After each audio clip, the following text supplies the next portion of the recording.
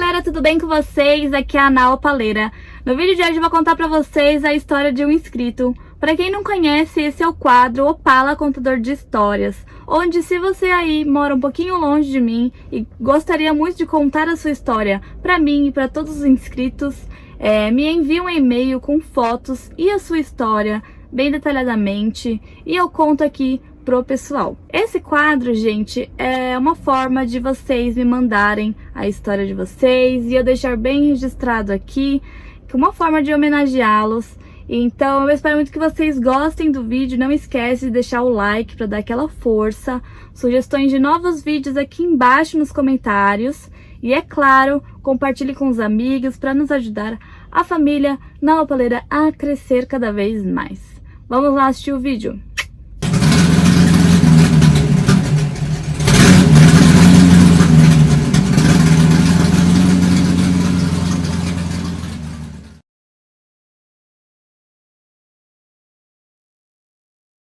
Bom, galera, antes de mais nada, eu vou pedir para vocês ativarem o sininho de notificações para o YouTube entregar para vocês todos os vídeos, ó, de primeira mão, super rápido. E também me acompanhe lá no Instagram, vou deixar o nome aqui embaixo para vocês. É de grande importância vocês me acompanharem lá, porque eu mostro um pouquinho mais do meu dia a dia para vocês, consigo interagir mais, tirar dúvidas, conversar bastante. Então, não deixe de me seguir lá, tem várias fotos incríveis do Opalão, converso bastante com vocês lá durante a semana, né? Porque nem sempre eu estou aqui no YouTube. Então é isso, vamos lá à nossa história de hoje. Bom, a história que eu vou contar de hoje é do Anderson Elias Tabet. Ele está sempre presente nos comentários aí, ele é um querido, ele me acompanha faz muito tempo aqui no canal, então eu agradeço demais, Anderson, por você ter mandado sua história e desculpa também a demora para gravar esse vídeo, mais importante que estamos gravando aqui. O Anderson conta que a história dele com automobilismo começou quando ele tinha 5 anos de idade, no ano de 1976, inclusive é o ano dessa criança aqui, 1976. Ele contou que assistia bastante as corridas pela televisão e em preto e branco, e essa paixão dele começou nesta época. Ele nem sabia falar direito, mas ele já falava pro povo acelerar lá e correr bastante e ganhar a corrida. E ele disse que naquela época o maior ídolo dele era o Emerson Fittipaldi, que ele assistia várias corridas com a participação do Emerson. Com o passar do tempo, ele ia se desenvolvendo e o pai dele também nessa vida de super torcedor por futebol, ele queria muito que o Anderson começasse a torcer pelo time da Portuguesa, porque ele tinha nascido no bairro do Canindé, em São Paulo. Porém, gente, ele torcia muito pessoal do Corinthians. Mas aí a vida dele foi entrando no caminho do automobilismo para a vida toda. O tempo foi passando e ele não perdia nenhuma corrida sequer. Com o passar do tempo, começaram a surgir vários nomes, e como por exemplo o Nelson Piquet e o José Carlos Passe, um Mo. E para ele era uma festa cada dia que passava. Ele sempre estava pedindo para a mãe dele colocar na televisão para ele assistir a Fórmula 1. Com o passar dos anos, ele já tinha 15 anos, ele aprendeu a admirar outras categorias de corridas. E começou com a Stock Car, onde ele torceu muito pelo piloto Chico Serra, quando ele tinha um Opala azul. E tudo que passava na cabeça dele é que ele queria, de certa forma, conhecer pessoalmente esse local, né? E ele também não fazia ideia que tinha um autódromo em São Paulo. Mesmo que ele saberia onde que era, também não tinha ninguém para levar ele, porque ele era criança e ele era apaixonado por corrida, e também quem que ia levar ele para o autódromo, né, gente? No momento, surgiu um piloto que começava a dar os primeiros passos nessa vida de corridas da Fórmula 1. Chamado Ayrton Senna da Silva. Mal ele sabia que um dia ele poderia estar perto desses carros, desses grandes ídolos e nomes aí do automobilismo brasileiro. E ele não perdia uma corrida sequer. Em meados de 1991, quando o Anderson já tinha 20 anos de idade, já era de maior, E todo domingo ele estava lá assistindo as corridas. Ele tinha muita curiosidade naqueles homens que ficavam balançando as bandeiras de várias cores. Ele tinha muita curiosidade para que servia aquelas bandeiras e como era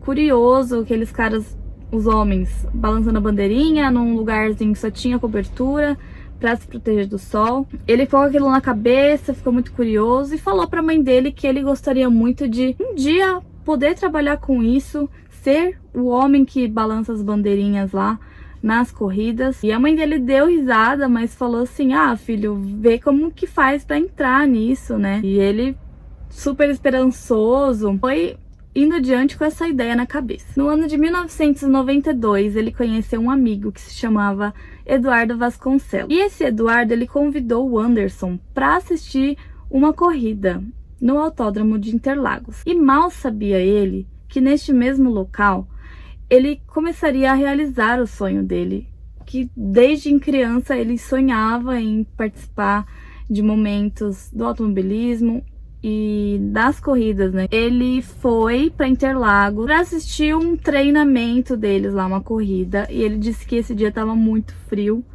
mas que isso não foi nada em comparação à experiência que ele teve. Ele foi nesse dia, primeira vez em Interlagos, ele foi assistir o treino de Fórmula 3 da Sul-Americana, onde ele viu o sobrinho do Emerson Fittipaldi correndo.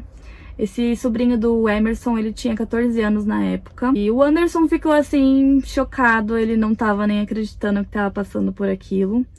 E que ele estava muito emocionado, tava até sem palavras para falar o quanto estava amando estar naquele lugar. E o amigo dele perguntando para ele se ele gosta de corrida. Mal sabia ele, né, que o Anderson era apaixonado por corridas, por esse mundo aí do automobilismo. E daí ele perguntou, o Anderson perguntou ao Eduardo o que cada bandeirinha servia, qual era a função e finalidade de cada uma na corrida. Lá o amigo dele explicou um pouquinho sobre cada bandeira, e o Anderson apaixonado por aquela história, e ele falou que era o sonho dele trabalhar com aquilo, que era uma coisa muito que tirava muita curiosidade dele, era uma coisa muito legal para ele e era o sonho dele trabalhar com aquilo. Em meados de fevereiro do mesmo ano, de 1992, ele começou a atuar em várias outras categorias, campeonatos brasileiros de Stock Car, Fórmula Ford, Fórmula 3, campeonato do automobilismo, kart e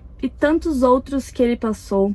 E inclusive ele já conheceu vários outros autódromos e ele citou aqui o de Goiânia. Bom, quando ele chegou no ano de 1993, o autódromo acabou fechando para fazer uma reforma. Era na época da Fórmula 1, e ele nunca tinha participado da Fórmula 1, sim, atuando no trabalho dele. E o sonho dele era trabalhar na Fórmula 1.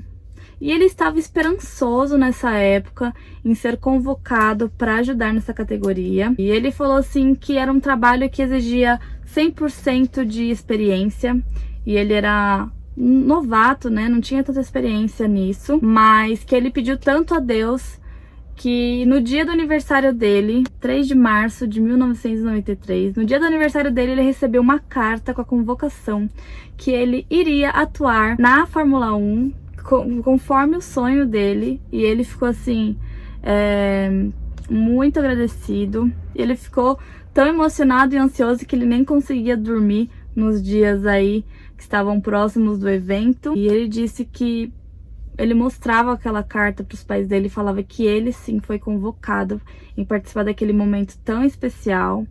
E lá ele trabalhou por muitos anos, conheceu muitos pilotos. Infelizmente ele viu com os próprios olhos muitos pilotos falecendo, né, ao decorrer dos anos. E ele tem muito orgulho da história dele, que ele começou com 5 anos, essa paixão aí pelo automobilismo, e infelizmente hoje ele não atua mais nessa área por motivos maiores, mas que ele é muito grato a tudo isso que ele presenciou, a todas as experiências, todos esses sonhos realizados. E infelizmente ele viu também a perda do Ayrton Senna, mas que ele é muito orgulhoso dessa história dele. E ele está aqui agradecendo por essa oportunidade de contar e espalhar essa história dele e compartilhar com vocês.